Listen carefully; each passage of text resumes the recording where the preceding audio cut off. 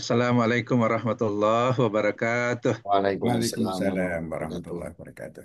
warahmatullahi wabarakatuh. Alhamdulillah wa syukurillah wa la hawla wa la quwata illa billah.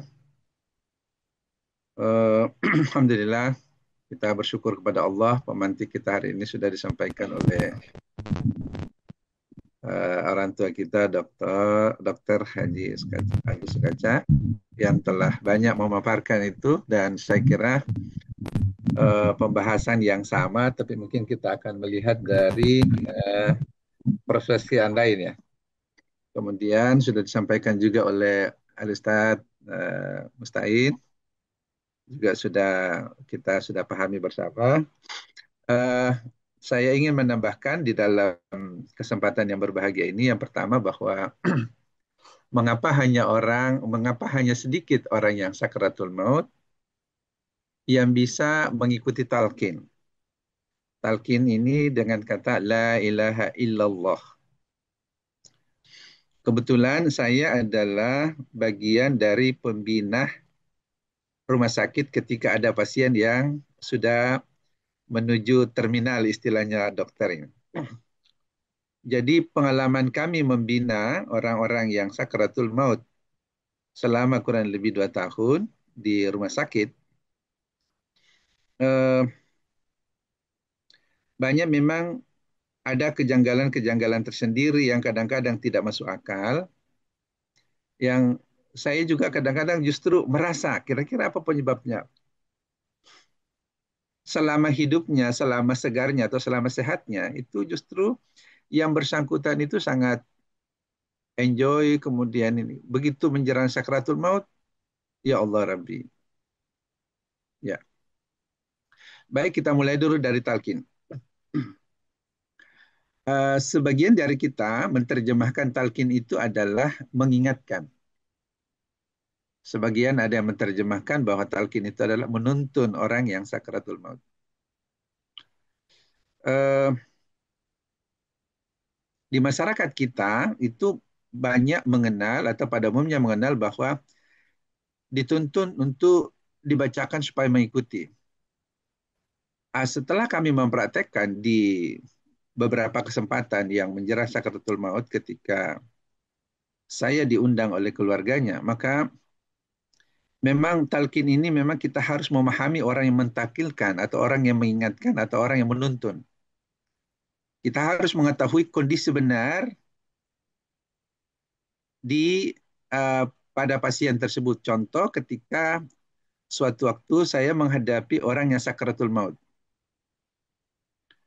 Ketika saya mau mendekat, ya mendekat karena sudah minta izin sama keluarganya untuk ditalkinkan, tapi ternyata tangannya begini, isyarat bahwa jangan dekat. Ya, saya menginterpretasi seperti itu.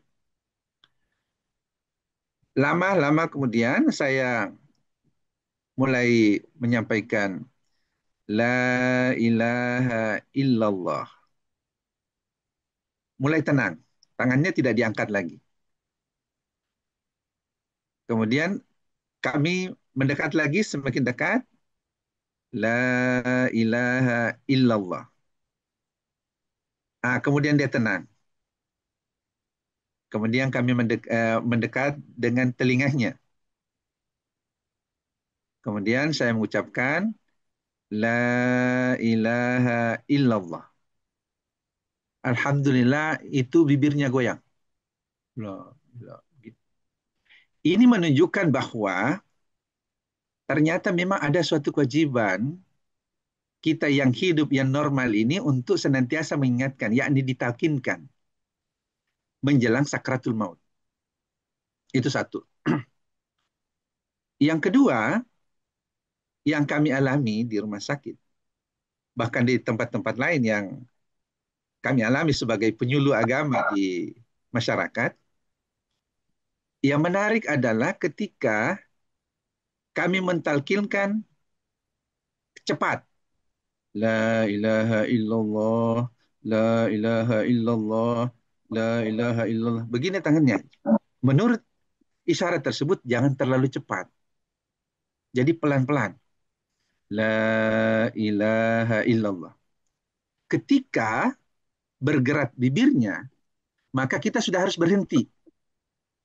Hentikan pada saat itu, kemudian nanti beberapa menit kemudian baru kita ulangi lagi sampai hayatnya meninggalkan badannya. Ruhnya meninggalkan badannya. Supaya betul-betul apa yang dianjurkan oleh Rasulullah SAW seperti hadis yang disampaikan oleh Yai Musta'in tadi, bisa kita lakukan sebagai seorang yang sadar pada saat saudara kita lagi sakaratul maut. Yang kedua. Dan kita menyadari bersama bahwa di dalam Al-Quran ada 3 surah yang ada di dalamnya ayat yang mengingatkan kita tentang sakaratul maut.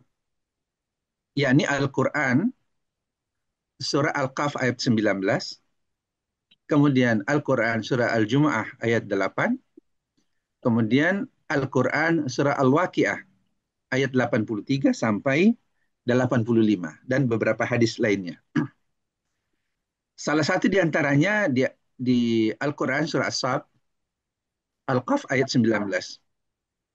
Bismillahirrahmanirrahim.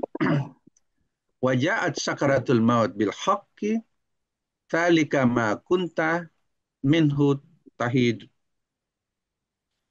Dan datanglah sakaratul maut dengan sebenar-benarnya, itulah yang dahulu hendak kamu hindari. Dan beberapa ayat yang lain yang sangat detail untuk menjelaskan tentang sakaratul maut. Intinya adalah bahwa sakaratul maut memang dialami oleh orang-orang tertentu dan bahkan kita semua. Itu di dalam beberapa uraian di tafsir, itu yang pertama, di dalam hidupnya itu selalu ghafilun, lalai. Ini yang saya banyak mendapati di lapangan, ya, khususnya saudara-saudara kita yang mengalami sakaratul maut, dan termasuk pengalaman kami di rumah sakit pada saat ada sakaratul maut.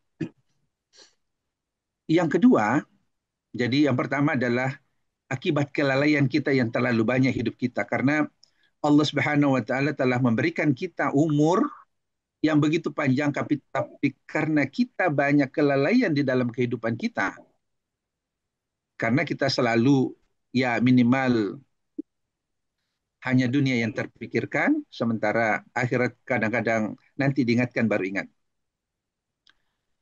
Yang kedua adalah sifat kesombongan. Ini yang banyak kami melihat seperti itu, agak sulit mengucapkan la ilaha illallah ketika menghadapi sakaratul maut. Dan yang ketiga adalah durhaka. Orang yang durhaka di dalam perjalanan hidupnya banyak melakukan pelanggaran-pelanggaran agama. Ini saya lihat banyak yang kami hadapi tentang agak sulit mengucapkan kalimat la ilaha illallah ketika sakaratul maut. Dan ada juga yang kami dapati di rumah sakit dan di masyarakat umum adalah gangguan syaitan. Ini ada 4 yang kami dapati di beberapa pengalaman pada saat kami menghadapi orang-orang sakaratul maut. Tentu Bapak-Bapak akan melihat tinjauan yang lain, dan sekedar apa yang kami sampaikan ini adalah pengalaman hidup kami, dan insya Allah terus berlanjut untuk mengingatkan saudara-saudara kita yang menjelang sakaratul maut. Mudah-mudahan kita semua menjelang sakaratul maut dimudahkan oleh Allah Subhanahu wa taala untuk mengucapkan kalimat la ilaha illallah. Billahi taufiq wal hidayah. Wassalamualaikum warahmatullahi wabarakatuh.